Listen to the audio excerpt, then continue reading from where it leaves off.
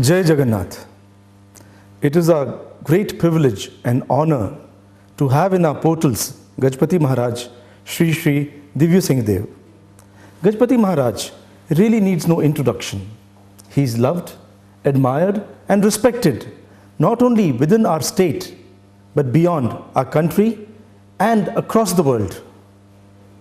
He is well known for his erudition, wisdom and grace. Welcome, sir, to Rourkela Steel Television Portals. Namaskar. Sir, my first question would be that you have come here for the birth centenary celebration of Swami Chidananda ji. So, could you tell us a little bit about Divine Life Society and its contemporary value today? The Divine Life Society was established by Swami Shivananda Saraswati with its headquarters in Rishikesh. Swami Shivananda is one of the most revered saints of modern India, and the purpose of establishing the organization was purely for disseminating spiritual knowledge, which not only Swami Shivananda but all the great saints of India, particularly in modern times, have very clearly stated to be the main and the most essential thing that needs to be done to spread spiritual values, spiritual knowledge and spiritual living. By that alone can the individual fulfill his human birth, lead a peaceful, prosperous life, his personal life, the family life, the social life, and at the same time, by this spread of the spiritual knowledge and values, more peaceful and progressive society can be established around the world. It is not by establishing and promoting world organizations like the UNO that you can ascertain and guarantee peace. It is by changing the human thinking, the human values, and the human character that you can bring in peace. As the individual, so the society. You transform the individual, make him a good human being. The society is transformed. You will have a good society. So this year was very special for us because of Navakalebara. So what has been your experience of this divine phenomena? This is a great and unique tradition of Lord Jagannath, which is perhaps not seen in our traditions elsewhere in the traditions of Sanatana Dharma. In the tradition of Lord Jagannath, the presiding deities themselves, they undergo a complete transformation every time there is the next extra month of Ashad, which can come in 8 years or even 18 years. It depends upon the lunar configuration. So this is a established tradition of Jagannath Temple of Puri and the Lord Jagannath's tradition around the world, so to say. Although this complete transformation is compulsory in Puri whenever there is an extra month of Ashad, but in other places it is not compulsory. It depends upon the condition of the lords. Right. In Puri, the new lords are made, and for making the new lords, the sacred neem wood, Margosa wood, is identified, and after the necessary fire sacrifice, yajna, they are brought and the carving takes place. And then the most important ritual of what is known as Ghata Parivartan. Ghata is the body. From the old body, the divine essence or the divine consciousness moves to the new body. So this is a very unique tradition which is not seen in our other temples. Because according to the scripture, the Lord here is not an avatara like Lord Krishna or Lord Rama, Lord Ganesha or Lord Shiva. They are avatars. Lord Jagannath is the avatari. So he is Paramatma, Parameshwara, Parambrahma. And from him emanate all the avatars of Lord Krishna or Lord Vishnu or Lord Shiva, etc. So here in Purushottam Dham, the Lord is carrying out or unfolding what is known as Manusha Leela. He is carrying out his divine actions as though he is human. Right. So this is just like the human body. It is constantly undergoing change. We have cells dying and new cells being born every moment, so to say. So also in Lord Jagannath, we have this partial transformation every year. After the Jyeshta Purnima, which is the date of his manifestation or his birth date, the Lord is not seen for 15 days. Mm-hmm. And that is the time when some portions of his body are changed, the outer portions are changed. This is to symbolize the constant change of the human body.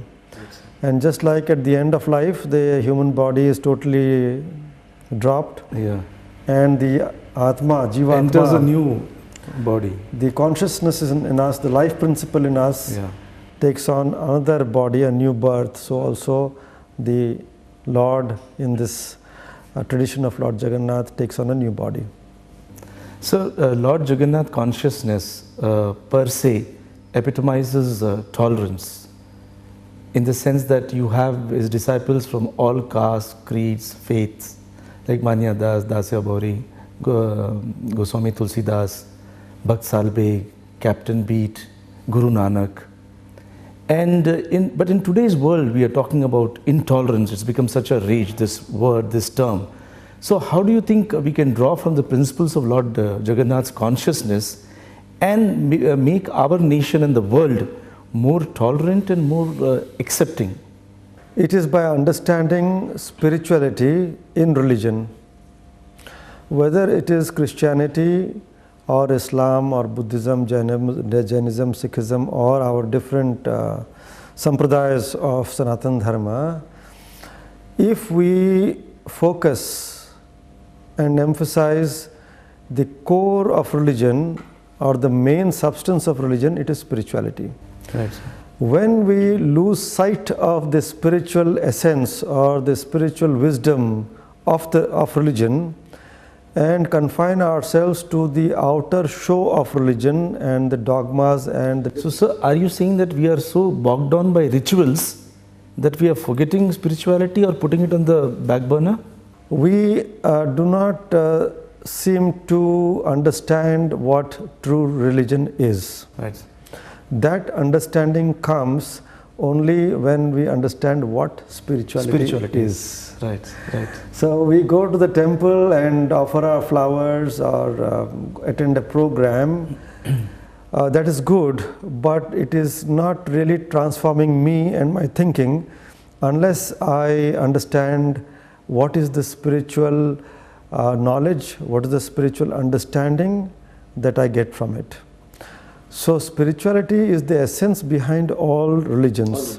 Religion is the outer crust, but the substance, the thing to be really adopted, imbibed in our life is spirituality. So we, I would say, not only as Hinduism as we call it, which is Sanatana Dharma, but people from across the world, even followers of religion, they seem to see the outer crust of religion and the religious practices without going to the root, the kernel, the main core, which is spirituality. And when you go to spirituality, you will see there is no difference between Christianity or Any Islam religion. or Sanatana or Right. Hinduism as we call it. And that's where the unity comes. But as we come to the surface of religion, diversity comes. Diversity comes. So one of the greatest dictums of our Indian heritage is unity in diversity. Right. And that is what we need today. And that is possible through religion today if we understand religion as promoting, as symbolizing, as standing for certain eternal spiritual principles and truths. Right, right. So I was presenting a paper on Jagannath consciousness in IGNOU, and I was talking about the tolerance of Lord Jagannath. So one gentleman of a different faith, he said that, you're talking about so much of acceptance and tolerance, but we are not allowed inside the temple. So then I told him that when you used to come, I mean, your ancestors would come, they would come with the intention of possibly as marauders, to destroy rather than to pray. And secondly, which Lord in the entire universe actually comes out and gives darshan? If you cannot go and take his darshan, he comes out once a year. And he's so democratic and egalitarian that he comes and gives his darshan. But sir, this, I also personally feel that this custom is a bit archaic now. So should we now open the doors of the Lord to all religions? I think you gave a very appropriate answer to the query that you came across. Lord Jagannath, as his name itself suggests and indicates, he's the Lord of the entire creation. So in the creation you don't only have Hindus, and you don't only have human beings. In different planets there will be different beings. Right. Absolutely. And he's the Lord of them too. Okay? And also what you said about the Lord coming out, this is unique because in our Sanatana Dharma especially, the presiding deity do not go out of the sanctum sanctorum. It is the Utsava Vigraha or the Chalanti Pratima who go out of the temple in the festivals which take place outside the temple. So here we have this unique tradition to exactly show that since everyone cannot come in, okay, even if you get Muslims in and Christians in, can you get the dogs and cattle in?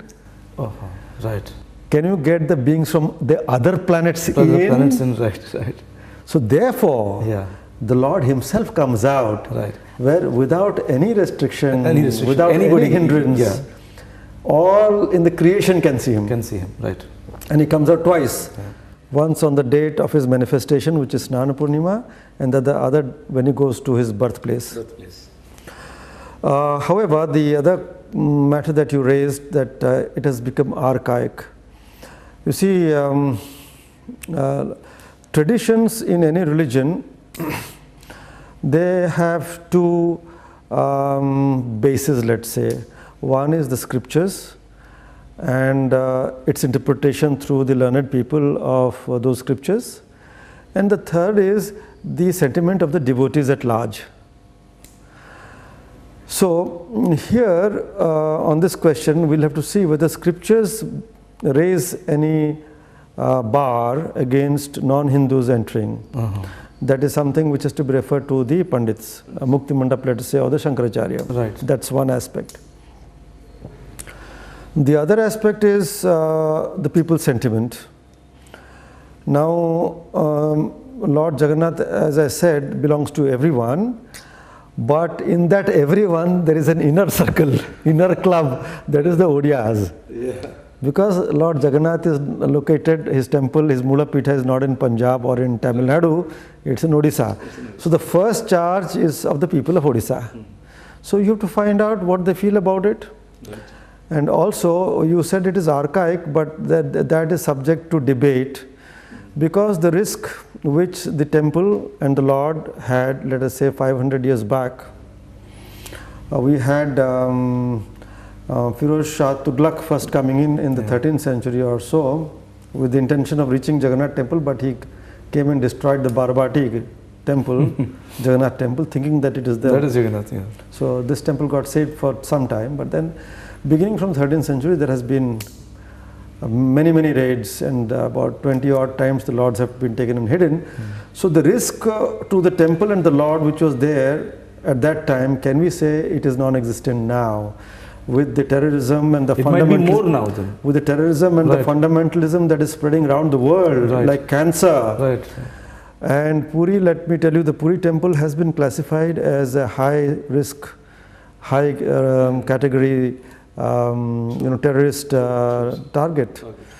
So these are the secret confidential reports given by the agencies to the central government and the state government.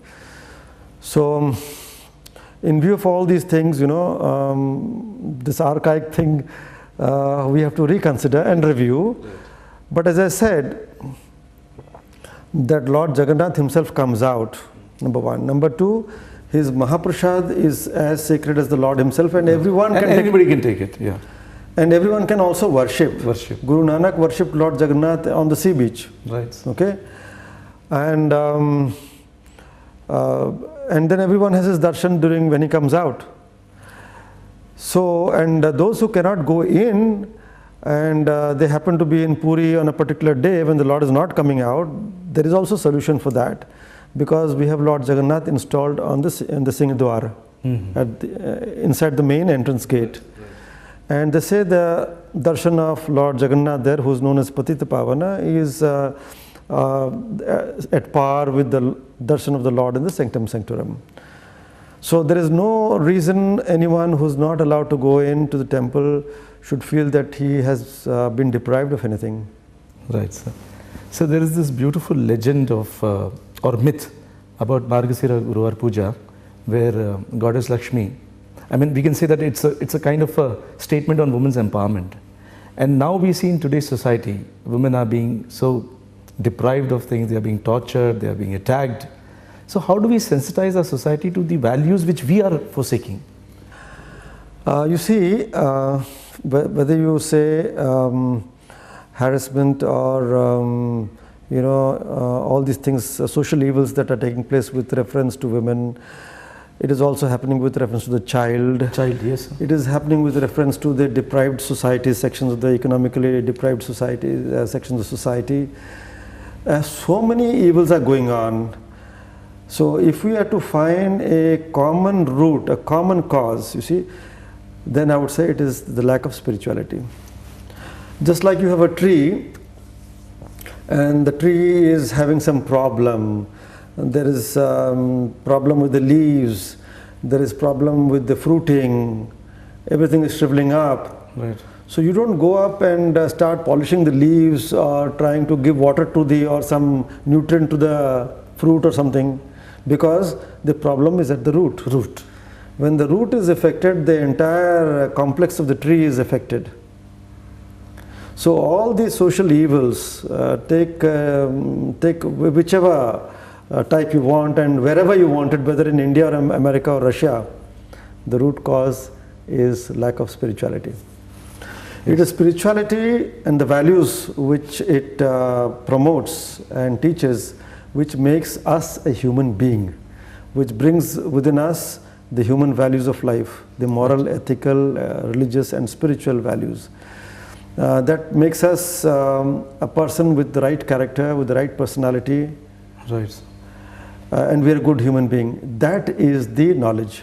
Minus that, we can become the worst of animals, not human being. We can become the worst of animals. Animals, right. Because when the human being loses his values as a human being, he becomes the worst monster, at least on this planet. At least on this planet. I was studying in USA. This is a fact, it's not a story, but it's a fact, it's an actual incident. And during my holiday, I'm very fond of animals. So I went to Bronx Zoo, which is in the outskirts of New York, a part of New York City. It is one of the largest zoos in the world. This was in 1976, perhaps. So I was going through all the enclosures, and in one enclosure it said, look, this has the largest and the most dangerous animal of this continent, which was the grizzly bear. Grizzly bear. Grizzly bear, yeah. So it was there, and there was a pool of water around it, so it can't get to us. There's a huge tree in the middle of that island, and that fellow was rubbing his back on the tree, and maybe 12 feet tall or something, huge fellow. But then I looked next to me, there was a small, like a letterbox sort of a structure, like a postbox. Postbox. And it said, look into this, inside this, you'll find the most dangerous animal on this planet. I said, how can it be possible? Because this is such a small thing, and this animal is so huge, how can something be more dangerous? But then I looked inside, and there was a mirror there, and I saw my own face. So nutshell is that the nation which we today, the world around, say is one of the most progressive nations of the world, have come to this finding Yeah. that man. It's the most dangerous animal. So when you see the environmental issues which are being raised, which are threatening human life, and not only human life but all life on this planet. Yeah. If you see the conflict which is taking place even in the name of religion, you might like to say that this is not something imaginary. It is probably a fact which has materialized. Absolutely, it's a fact. And it's a matter of serious thinking. Materialism has to be understood as something not opposed to spirituality. That is important. Yes, sir, that's simple. Yeah. So when I say materialism, I mean rank materialism or pure materialism to the exclusion of spirituality, religion and culture. That is bad. When we take a spiritual viewpoint, a panoramic view of spirituality, materialism is inbuilt into it. Yeah. If you see the Rig Vedas and all our other scriptures, they said wealth, progeny, they said may you have all that. Yeah. But that is a means. That Not is the end. But today it's money that is becoming the yes, end. because that is pure materialism without any touch of spirituality. So that's where it goes out of control. True, sir. And this is the age of competition. We have inherited a disease called competitivitis from America and the Western countries, where, sir, from class nursery, children are given tuition to appear in an entrance exam. Yes, this is a symptom of rank materialism, and the point that you made is very, very important. I have been very strongly trying to say what or to promote what our great saints have said, especially in recent times in modern India, that along with the education that our children are having in the school and college and even higher, we must have spiritual education. Absolutely, absolutely. Right from the KG level up to the post-grad level. This is absolutely important because that's how you build character. Neither history, nor geography, nor mathematics, nor nuclear science, nor engineering, nor medicine builds character. It gives us information about the world outside, but does not give us information of our inside, of our inner personality, which is only possible through spiritual science. So our employees work in the toughest of conditions, and they are trying their best to contribute their might in nation building. So our employees ପାଇଁ ଆପଣ କ'ଣ ସନ୍ଦେଶ ଦେବା ପାଇଁ ଚାହୁଁଛନ୍ତି? ଦେଖନ୍ତୁ, ଯେକୌଣସି କର୍ମ ହେବ ତାର ଉଦ୍ଦେଶ୍ୟ ଆମକୁ ବୁଝିବାକୁ ହେବ। ମୁଁ କ'ଣ କରୁଛି, କାହିଁକି କରୁଛି, କାହା ପାଇଁ କରୁଛି। ଯଦି ମୁଁ କେବଳ ଯେଉଁ କାମଟା ହାତକୁ ନେଇଛି ତାକୁ କରୁଛି, ତାହେଲେ ସେଇଟା ସୀମିତ ହେଇଗଲା। ଯଦି ଯେଉଁ ମାଲିକ ମୋତେ ଟଙ୍କା ଦେଉଛନ୍ତି ତାଙ୍କ ପାଇଁ କରୁଛି, ସେଇଟା ସୀମିତ ହେଇଗଲା। आमर संस्कृति आमको गोटे अलग दृश्य दिए, गोटे अलग भाव दिए, ताकू जदि आम बुझा आमर सनातन धर्मर जो चिंताधारा जोटा कि सबुठ उत्तम भाव में भगवद गीतार दिखाई कर्मयोग विषय मु कौन करुच्ची, कहीं करुच्ची, कहाँपाई करुच्ची, कौन पाई करुच्ची, मत टंका मिलूँ से मुझे करुच्ची ना आउ कौन तार उद्देश्य रोचे। तेणु आमर दृष्टिकोण आ ज्ञान को जदि आम टिके आमर तल स्तर ऊपर स्तर को उठेबा आमर सबु जाक समस्या समाधान हो एवं जहाँ मु काम करुच्ची, कार्य करुच्ची तार मध्य मु आनंद नेबी एवं निजको संतुष्ट करी आउ मो मालिक को भी संतुष्ट करी, परिवार को भी संतुष्ट करी, सांगसाथी मान को भी संतुष्ट करी। Thank you, sir. Viewers, what can I say except that in just a few minutes, in just a few words, Gajapati Maharaj Ji has given the entire essence of what life is all about. For instance, he said that the main reason for the degeneration of society is that we have forgotten our roots. We have forgotten our spiritual past or our spiritual wealth, and we are going or running after rituals. If man is today becoming the most dangerous animal on planet Earth, it's because we have forgotten what spirituality is all about. I'm sure, viewers, with these words, you can definitely try to internalize these values and move from the ritual to the spiritual. Thank you. Not only ritual, but also we are getting materialistic. Yeah, like here Sir said, we are getting increasingly materialistic. We are running after things which are outside, extrinsic, rather than values which are intrinsic, which are close to us, to our heart, which are important for us, which are important for the future generations. So once again, viewers, I implore you to keep these immortal words of Gajapati Maharaj Ji in mind and go back to the roots, go back to the values. Namaskar, Jai Jagannath.